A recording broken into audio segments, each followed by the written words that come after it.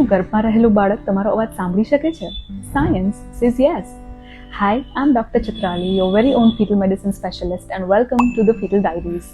બાળકના કાનનો વિકાસ around 25 to 28 weeks પછી શરૂ થતો હોય છે અને 32 અઠવાડિયા એટલે કે 8 મહિના પછી તે તમારા અવાજને પ્રતિક્રિયા પણ આપે છે.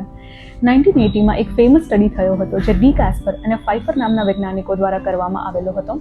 તેમાં પ્રૂવ થયું કે એક નવજાત બાળક પોતાની માતાનો અવાજ વધારે પસંદ કરે છે અન્ય કોઈ સ્ટ્રેન્જરના અવાજ કરતાં.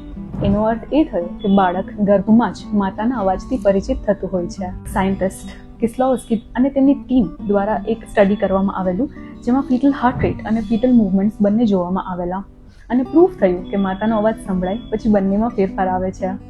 અન્ય અભ્યાસોમાં જોવા મળ્યું છે કે પ્રેગ્નન્સી દરમિયાન વાંચેલી વાર્તાઓ અથવા તો સોંગ્સ એ બાળક જન્મ પછી પણ ઓળખી શકે છે.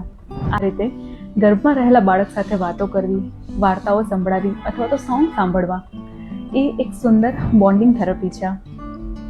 વાત કરવી બાળક સાથે એ માત્ર એક લાગણીની વસ્તુ નથી પરંતુ ન્યુરો ડેવલપમેન્ટ અને ઓડિટરી લર્નિંગ આધારિત એક સાયન્સ છે. See you until next time.